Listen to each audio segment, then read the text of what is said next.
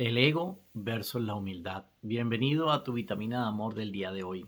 Creo que muchos me han escuchado porque este tema ha sido caballito de batalla, no solo en mi vida, en la palabra de Dios, sino a través de las vitaminas de amor.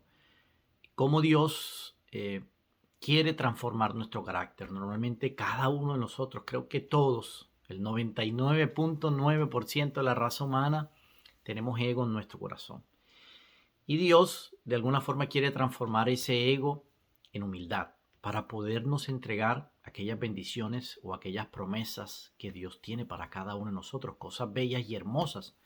Pero es necesario que dejemos el ego y lo transformemos en humildad. Y Dios permite situaciones en nuestra vida para que nosotros transformemos o dobleguemos ese ego y podamos aprender a escuchar su voz, a ser obedientes.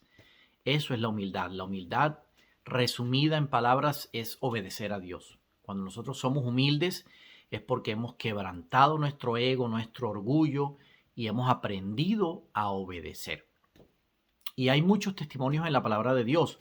Incluso Jesús mismo dijo, aprended de mí que soy manso y humilde de corazón. Y esa humildad fue lo que le permitió que cuando estaba en su momento más crítico, decir, frente a los gobernadores que lo estaban acusando, Poncio Pilato, todos ellos que lo estaban acusando, él pudo guardar silencio.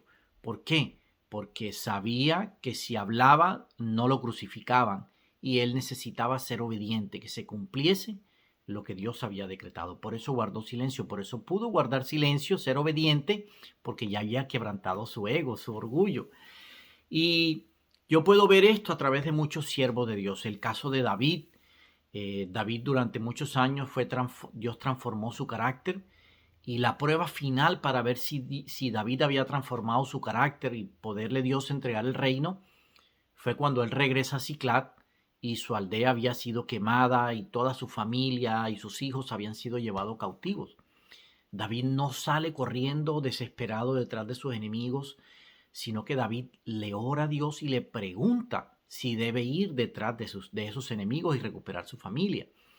Wow, eso a mí cuando yo leo eso me sorprende porque la tendencia de cada uno de nosotros es salir corriendo a solucionar cuando tenemos problemas, cuando tenemos esas situaciones que no entendemos, que no comprendemos, tratamos de salir a buscar soluciones en las personas, en las cosas, en lo que conocemos, en lo que nosotros hemos estudiado, pero nunca realmente vamos a descansar o a preguntarle a la presencia de Dios. Y David eso fue lo que hizo. O sea, David ya había transformado su carácter, había doblegado su ego y no quería hacer lo que él quería, valga la redundancia, sino lo que Dios quería. Esa es la obediencia.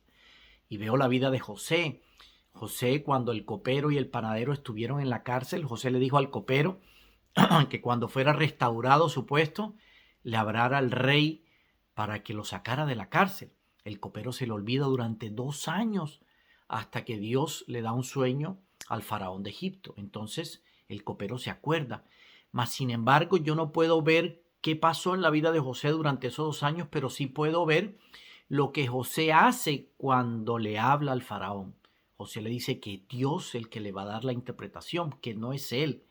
Entonces, a pesar de que durante esos 2 años el copero no se acordó y que posiblemente José dijo, bueno, ¿qué pasó? ¿Por qué estoy aquí? Se olvidaron de mí, no tengo solución a este problema. José siguió confiando en Dios a tal punto que cuando sale a la presencia del faraón, José le da gloria a Dios. Eso nos deja ver que José tenía una relación de obediencia con Dios. José estaba ahí pegadito de la mano de Dios a pesar de que no entendía lo que estaba sucediendo. José ya había doblegado su ego y su orgullo. Cuando lo veo en la historia de Moisés, cuando Moisés llega a hablar a Faraón para liberar al pueblo, Moisés no mueve un dedo, es Dios el que lo hace. Moisés solamente obedece las instrucciones de Dios. Entonces, ¿qué quiere decir eso? Que ya Moisés, durante los 40 años de su desierto, había transformado su carácter. Dios había doblegado su ego y lo había llevado a una obediencia absoluta. Y es importante la obediencia porque la obediencia, cuando entremos a la tierra prometida, cuando nos entregue Dios lo que tiene para cada uno de nosotros, si no hay humildad en nuestro corazón, si no hemos aprendido a obedecer, vamos a utilizar lo que Dios nos está dando para lo que nosotros queremos, para nuestros propósitos, para nuestros deleites, para lo que aquello que desea nuestro corazón.